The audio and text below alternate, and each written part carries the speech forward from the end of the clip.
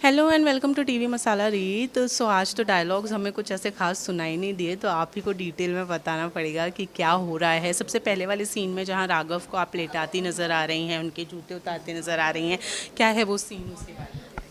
Actually Nita aunty coma में चली गई है और राघव तो बहुत गहरा सदमा लगा है। वैसे ही वो इतने साल अपनी माँ से दूर रहे और अब उन्हें डर है कि कहीं दोबारा से उन्हें वही सब ना, उससे मतलब वही चीज़ों से ना गुजरना पड़े, फिर से अपनी माँ से दूर नहीं रह सकते। वो तो बहुत ज़्यादा सदमे में है। बहुत मुश्किल से मैंने उन्हें एक आराम स्लीपिंग पिल्स ऐसा कुछ दिए जिससे वो सो सके। तो अभी बस रीत वही कोशिश कर रही है कि वो थोड़ी देर सो जाए, रेस्ट करे। और रीत के दिमाग में और भी चीज़ें चल रही है कि मतलब छत से कैसे गिर गई, कोई था उनके साथ या क्या हुआ, कोई जानबूझकर कर रहा है।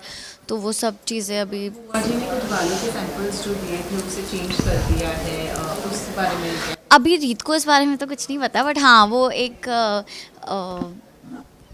पुलिस को बुलाया है उसने। फॉरेंसिक रिपोर्ट में पता चला है कि जो बालों का सैंपल नीता आंटी के ब्रेसलेट से मिला वो नीता आंटी का नहीं है, वो किसी और का है।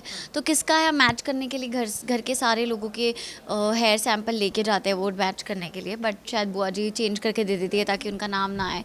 ऑब्वियसली वो थोड़ी ना होने देगी ऐसा, क्योंकि उन्हें पता है उन्हीं का है। तो वो भी अपना फुल चाल चल रही है, लेकिन रीत भी रुक नहीं रही है। वो she is trying to find out कि कौन है वो इंसान जिसकी वजह से नीता आंटी का ये हाल है और वो क्या बताना चाहती थी। तो वो पूरी कोशिश कर रही है जानने की। तो देखते हैं अभी कहाँ कितना सफल होती है। उन्नति भी बहुत ज़्यादा, ऑब्वियसली दोनों राघव और उन्नति के लिए बहुत डिफ़िकल्ट है वापस से वो सारी चीज़ों से गुजरना जो वो पहले ऑलरेडी 15 साल गुजर चुके हैं। जब वो बहुत छोटे थे उनकी माँ छोड़ के चली गई थी और अब नीता आंटी कोमा में जा चुकी है, तो डिफ़िकल्ट तो है। तो उन्नति भी अभी मिलने आई है राघव से। अब भाई बहन का प्यार वो समझाएगा उसे, जैसे हमेशा से बचपन से समझाया है, अभी वही चल रहा है। कितना ढारस उन्नति को, रीत कितना ढारस देती नज़र आ रही है? रीत तो पूरी कोशिश कर रही है अपने साइड से, बट उन्नति ने अभी तक रीत को माफ़ नहीं किया है। तो वो भी एक चीज़ है जिसलिए रीत थोड़ा सा स्पेस दे देती है उसे कि कोई बात नहीं है, भैया के साथ टाइम स्पेंड करने दो। या कल भी जब वो आई थी तो रीत वहाँ से चली गई कि उसको थोड़ा टाइम देना चाहिए। ऐसी बुआ की याददाश्त का जहाँ सब वेट कर रहे थे, वहाँ अब उनका कोमा में जाना उनके फैंस के लिए और व्यूवर्स के लिए, जाने जाने के व्यूवर्स के लिए और भी ज़्यादा interesting. Right, obviously. So definitely हम वेट करते हैं, क्योंकि she is the only one who nose कि मेरे पापा को किसने मारा है, ये सब कांड कौन कर रहा है। तो वो सब चीज़ें किसी को पता है, तो वो नीता आंटी की याददाश्त आने के बाद उन्हीं को पता है। तो वो फाइनली याददाश्त आ गई थी, बट बुआ जी ने 1 मिनट वेट नहीं किया और सीधा उन्हें कुआं में धकेल दिया। तो हाँ।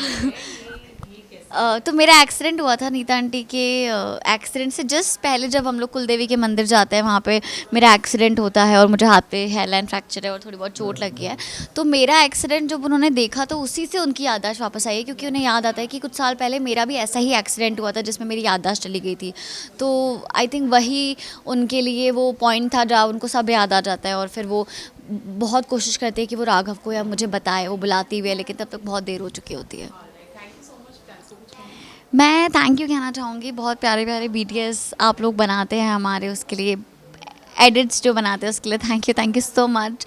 बहुत खुशी होती है देख के, बहुत अच्छा लगता है। तो बस ऐसे ही प्यार करते रहिए और देखते रहिए हमारा शो। Thank you.